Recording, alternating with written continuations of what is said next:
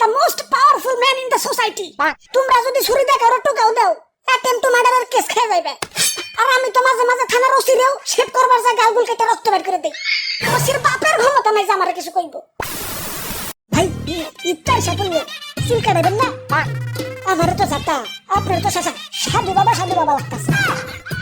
চুল তো কাটুনি লাগবে মাগার ঝাড়ুনে চুল কাটাই কারণে তো বিশাল ভিড়। তাইলে অন্য দোকান আছে। তুমি তো বুইরা মানুষ স্টাইল কি বুঝবা? এই চুলের কাটিং জিনিসটা এতটাই সেনসিটিভ যে একটু এদিক থেকে সেদিক হইলে শাহরুখ খানের পর্যন্ত হিরো বানিয়ে দিতে পারে। বুঝতাছো খাইনি দে আমি ঘন ঘন প্রেমিকা পাঠাইতে পারো মাগার নাপিত চেঞ্জ করার দুঃসাহস আমার নাই। কও কি আমি আমার জিএফ রে ততটা ভালোবাসি না যতটা আমার নাপিতরে ভালোবাসি। জিএফ কি করে আমারে প্রেসার দেয় টেনশন দেয় কারা দেয় মুখ শুকে একটু হয়ে যায়।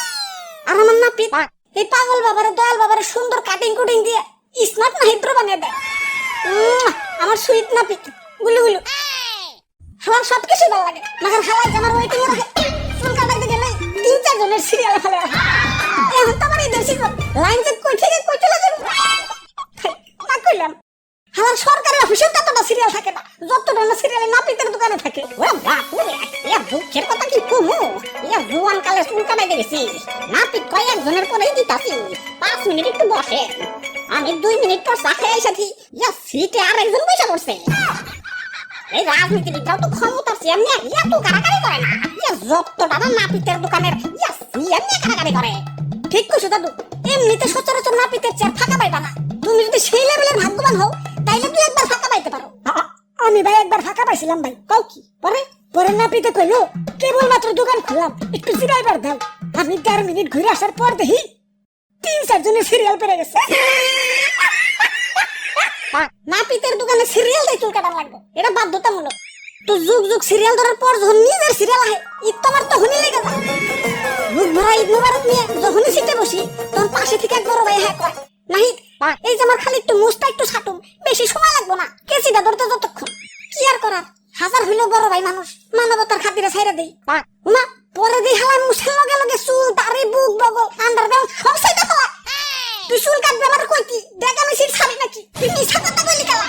ভাই ঠান্ডা ভাই ঠান্ডা চলেন চুলটা দেখি। আমি হলাম নাপিত the most powerful man in the society.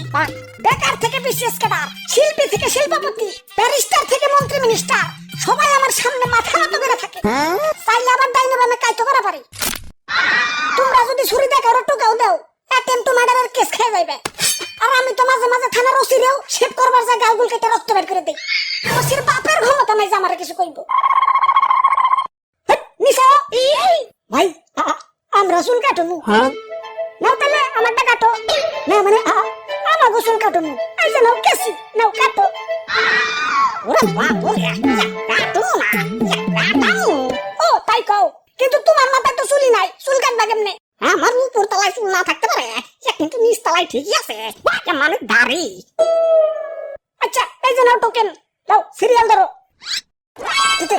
টিকা বইছে টোকেন নাম্বার 13102 আমারটা তো 13103 আর আমারটা বেশি না 12104। ওরে বাপ রে ঈদের বোনাসটা বাড়ায় দিমু না দেখো আমাগো সিরিয়াল আগে এমন যায় নাকি? এই যে দেখো সিরিয়ালে কেরা বই রয়েছে mark Zuckerberg Jeff Bezos Elon Musk Ambani পৃথিবীর শ্রেষ্ঠ বিলিয়নিয়ার বই সিরিয়ালে বসে রাখছে। আর তোমরা তো খালি বাল্লি এনে তো মাত্র 4 জন তো সিরিয়ালে তো বড় খেলা এনে তো ট্রেলার দেখাইতাছি পুরা সিনেমা তো 4 দোকানে। ওরে বাপ রে তাইলে চলো যাই বেলেট কিনা বেল হই গে সিরিয়ালে থাকলে আবার কালকে ঈদের নামাজের জামাত ধরতে পারব না। ঠিক কইছো দাদু চলো যাই হেরা তো স্টাইল বুঝে না আমি তো বুঝি আমি সিরিয়াল খাই। অবশেষে চুল কাটা শেষ দীর্ঘ 30 দিন রোজা থাকার পর কালকে ঈদ। কালকে থেকে সকাল বিকাল খেতে পারবো শান্তি।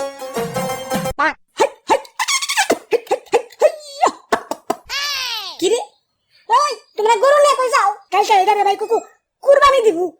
আস্তাগফিরুল্লাহ এই রোজার ঈদে গরু কুরবানি দিবে ধরে মিয়া কোন জগতে থাকেন রোজার ঈদ তো গেছে 2 মাস আগে, কাল তো কুরবানির ঈদ। রোজার ঈদ তো গেছে 2 মাস আগে, কাল তো কুরবানির ঈদ। ইয়া থাকো, আরো সিরিয়ালে থাকো। হ্যালো গাইস, চ্যানেলটিকে লাইক ও সাবস্ক্রাইব করে দেন।